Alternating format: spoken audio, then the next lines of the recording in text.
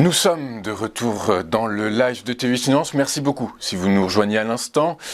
Comme convenu, on va retrouver Xavier Fenot pour une analyse et un commentaire des premiers échanges à la Bourse de Paris.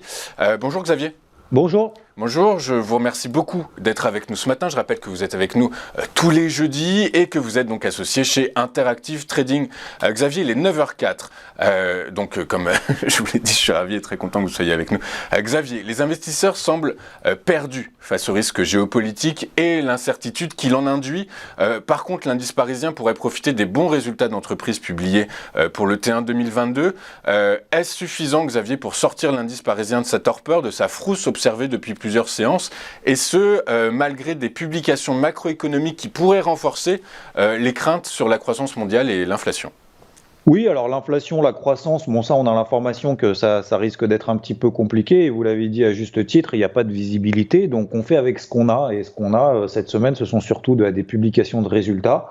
Alors c'est vrai qu'hier, tout le monde a parlé, même encore aujourd'hui, de Netflix, parce que c'est vrai que Netflix, bon c'est l'hécatombe, elle s'est fait découper, elle a perdu un tiers de sa valeur, mais en même temps, faut pas oublier qu'il y a d'autres entreprises, il y a autre chose que Netflix, il y a autre chose que de regarder les séries à la télé, il y a également des entreprises qui publient correctement. Si on regarde le SP500, alors il n'y a que 49 entreprises de l'indice SP500 qui ont publié pour le moment, mais on a quand même 80% d'entre elles qui ont publié mieux que prévu. En moyenne, on est à peu près à 66% de publications mieux que prévu en général.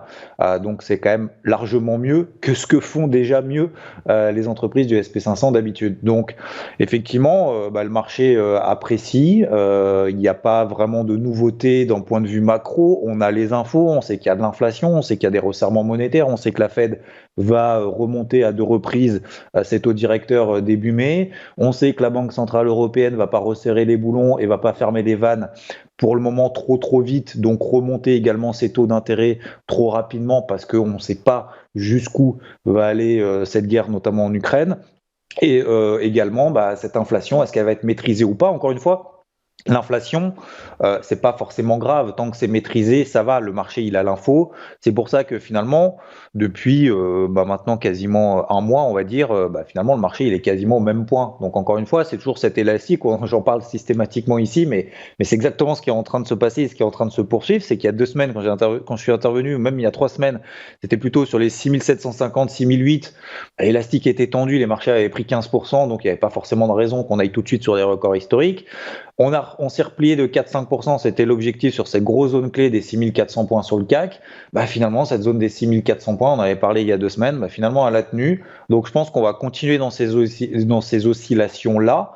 À très court terme, effectivement, hier, avant-hier, on a eu, notamment sur les marchés américains, des très belles réactions positives sur des gros niveaux. Les publications d'entreprises, que ce soit aux États-Unis, hors Netflix, parce qu'il y en a d'autres, hors Netflix, mais également en France, elles sont plutôt bonnes. On a L'Oréal, Danone qui font mieux que prévu et d'autres, vous en avez déjà parlé.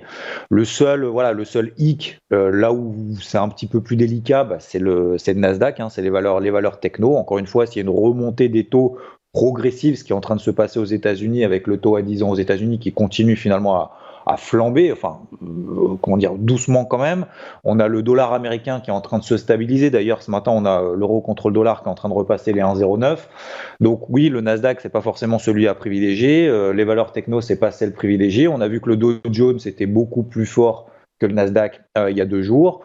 Aujourd'hui, on a le CAC et le DAX qui se portent bien. Le CAC qui prend encore 0,5% aujourd'hui. Après, la question, c'est est-ce qu'il faut payer maintenant si on a loupé justement cette fenêtre de tir de repli de 4-5% il y a quelques jours? C'est un petit peu délicat, effectivement. Moi, je garde toujours en fait la même ligne directrice. C'est surtout le pire dans ces situations-là, lorsqu'on fait du trading ou même d'ailleurs de l'investissement de manière générale, c'est de faire la girouette toutes les 5 minutes. C'est vrai qu'on n'a pas beaucoup de visibilité. Donc, le pire des choses à faire, c'est de se dire, bon, ça monte, j'ai loupé le train, donc j'essaye de le rattraper, de ce qu'on appelle rentrer en mode FOMO, c'est-à-dire Fear of Missing Out, la peur de louper un mouvement. Donc là, on a plus 0,5, c'est bien. Oui, on peut taper, pourquoi pas, 6700, 6720 d'ici demain. Je pense pas qu'on aille à 6800 points, on n'a pas forcément pour le moment les reins suffisamment solides et suffisamment d'éléments pour y aller. Mais voilà, on est déjà sur une zone de résistance intermédiaire, 6650. Est-ce que oui, à très court terme, là vraiment pour aujourd'hui, est-ce qu'on peut continuer à privilégier les achats? Oui, parce que c'est le flux du jour quel est le niveau d'invalidation? 6400 points. Objectif 6007, 6750, éventuellement par extension, j'y crois pas trop pour les 6750. Donc y aller oui avec parcimonie. Si on retourne en dessous des 6600 points, voilà, premier niveau d'alerte. Si on passe en dessous des 6006, là on revient au milieu du range, on ira en nouveau un petit peu plus bas, puis on essayera de travailler à l'achat autour des 6400, 6450. Donc voilà, au-dessus de la tête, 6007, 6750.